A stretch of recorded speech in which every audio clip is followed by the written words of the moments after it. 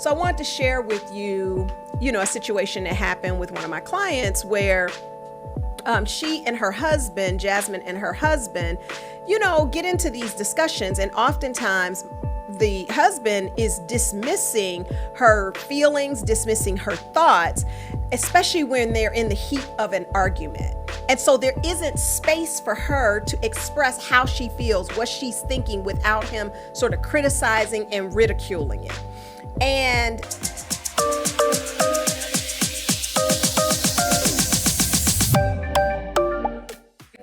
today, what I want to do is a reality check around facing gaslighting in Black marriages and Black relationships.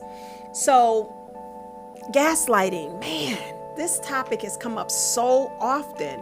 What is gaslighting? So, gaslighting is basically when it can be a form of emotional abuse. But what I have also found, even in some of the clients that I've had, and even in my own relationship, is that sometimes people are gaslighting, but they don't really know that they're gaslighting you, right? Because we all have these different interpretations of what it is that we're saying, what it is that we remember has happened.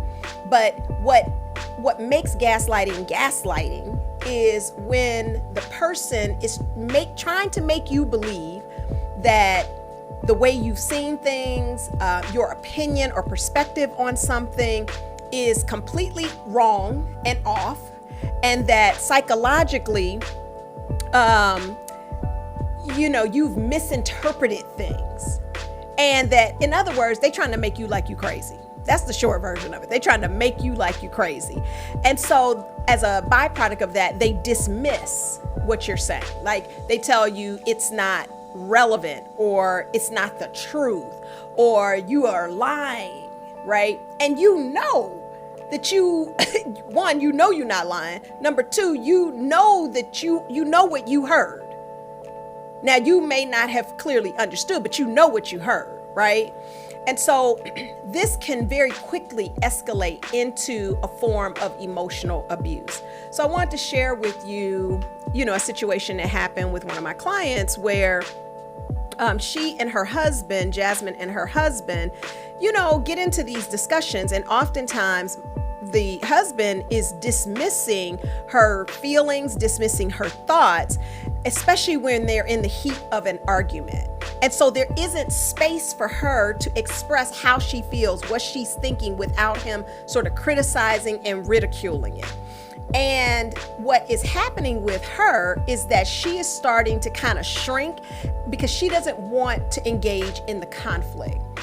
Now, after one particular dispute where it was a financial decision, I'm kind of reading from my notes here, he insisted that she had agreed to a plan that she didn't actually recall at all. And he kept insisting that she was trying to manipulate things. He kept insisting that making her kind of question her memory. He was making her question her sanity, and instead of her speaking up for herself, she actually started to fall into that paradigm of, well, maybe I didn't hear it. Maybe I didn't.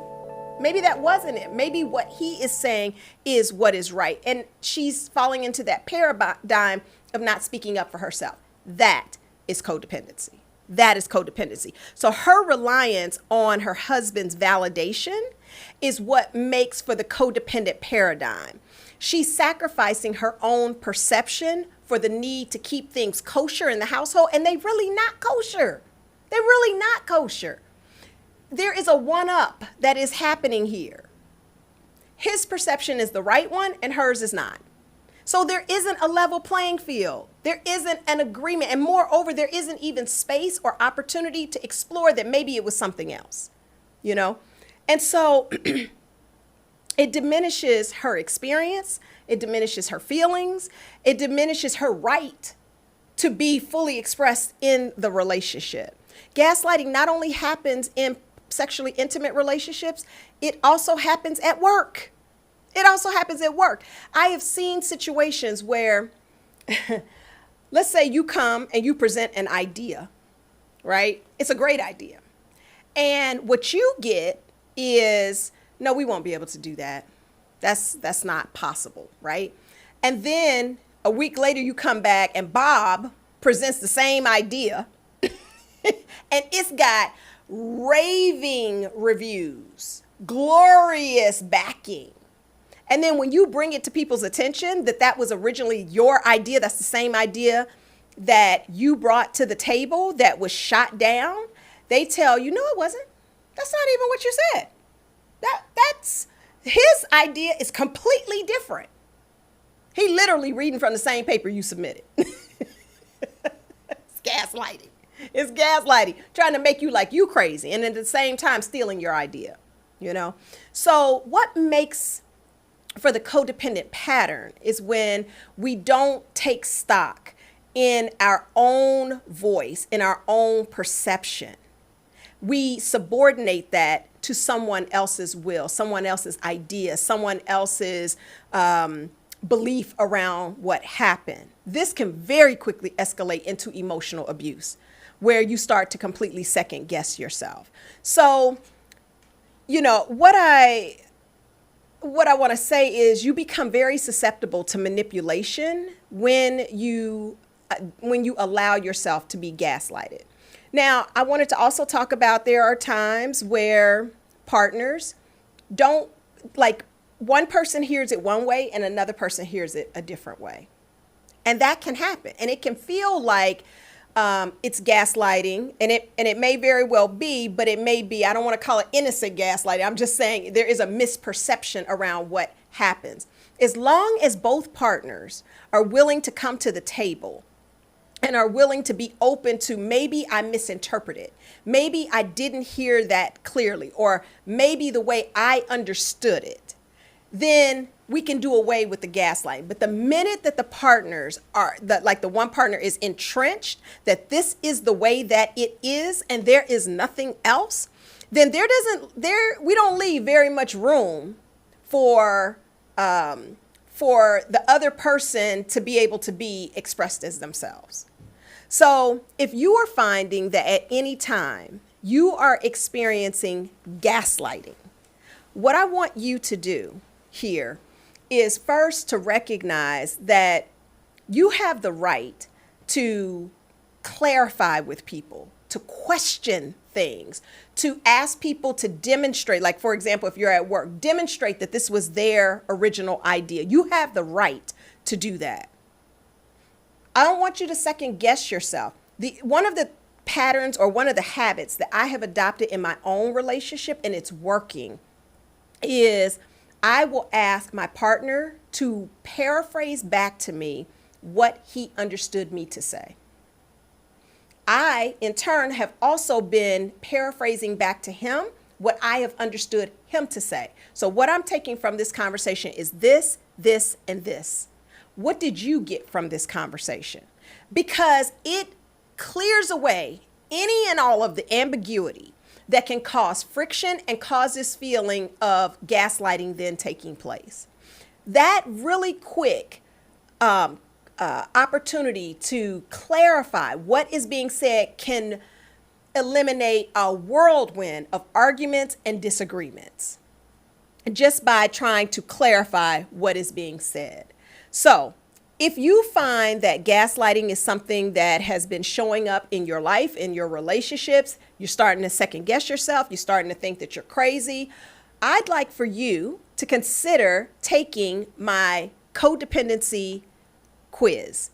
It's accessible in the link below. It's quick, 3 to 5 minutes, so that you can see whether or not codependency and the need to kind of people please people, defer arguments, is wreaking havoc in your relationship and causing you to question your own sanity, your own belief systems, and is creating and fueling an environment of toxicity. This quiz is for you. It is absolutely for you. And then what I have as a follow-up to that, if you so choose, is to join me personally in my Conquer Codependency Bootcamp. It's 30 days out of your life to get your whole life and to find a renewed and reclaimed power that will help you to better communicate in your relationships, restore the sense of trust in yourself and in your partner, and will help you better navigate conflict. So just click the link below to get started. And then in the meantime, I'd like for you to subscribe to the channel because we having rich conversations over here. I'd like you to leave a comment. Tell me what you think. How do you experience gaslighting in your life? Where are the times when you start to question your sanity because someone else has misinterpreted what was said or what you did? Okay, so leave the comments below. And if you're lucky, I want to have you come on into the studio and have a conversation with me about this very same subject. So remember that codependency is not a diagnosis. It's not a judgment. It's just a set of patterns, habits that we have that help us to feel safe, secure, and loved. And we can find new ways of doing that that are not toxic. I'm Tracey Knight. I'm your codependency coach. And I want to remind you that today is the day that we take back, transform, and begin to win at the game called life. I'll see you soon.